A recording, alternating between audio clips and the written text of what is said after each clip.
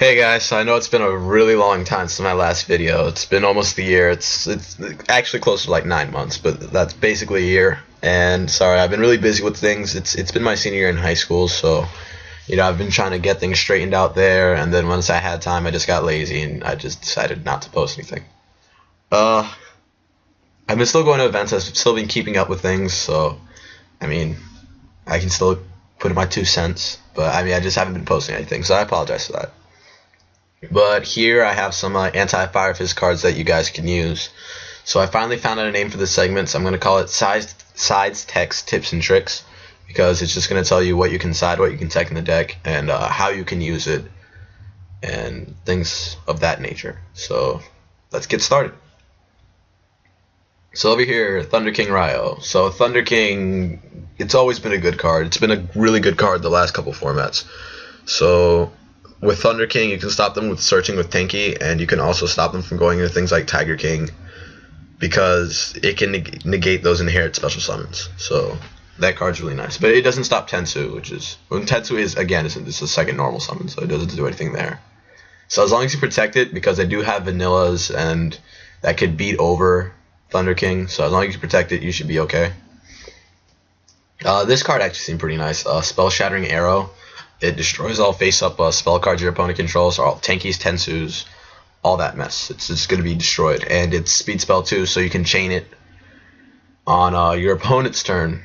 Like, they activate Tensu, then they get a Tenki, and then you go, oh, Spell Shattering Arrow. And then it does a little burn damage, and it destroys both of them. So I thought that was actually a pretty sweet card. Twister. So Twister is like a little worse than MST, but I mean, with Twister and MST, you can have like you have basically 6 MSTs. I mean, it does a little burn damage, but it destroys face-up spells and traps. So although you can't hit the face-down ones, you can still hit the Tenkis and the Tensuts, which are like one of the most important things. So they can't go off, because once you MST Tenki, the moment they play it, it misses timing, so they don't get to search. Dust Tornado, everyone should know what that does. Same thing, MST, the Tenki, or MST, Dust Tornado, the Tenki. Fiendish Chain should probably be at like a near staple level at this point. Fiendish Chain, it'll negate Bear's effect, it'll stop attacks. It's a pretty sweet card. Malevolent Catastrophe. I don't really like this card, and I don't really think people should side this. But I mean, it's an option, so I just sort of included it. So with Malevolent Catastrophe, when your opponent declares an attack, you can destroy all spells and traps on the field. So I mean, if you really don't have anything else on the field that can stop them, yeah, you can activate this. But the thing is that you have to activate this when they're attacking. The difference is, like with these, you can activate these when the Tenkis and the Tensus and all that, when they got activated, so you stop them from going off. With Malevolent Catastrophe, you have to wait for them to go off and pop all your stuff, and then attack. And then if there's no response, then you can activate this. Like, if they didn't pop it with Gorilla, or if they didn't MST it, or like, I don't like it, but I mean, it's an option. Mind Crush, I do like Mind Crush. With Mind Crush, you can basically Mind Crush anything they Tenki, and so you can just get rid of their stuff. And the thing with Mind Crush, what I really like about it is that if they already have a bear in their hand, and they use Tenki to search a bear, and you Mind Crush, both their bears are gone.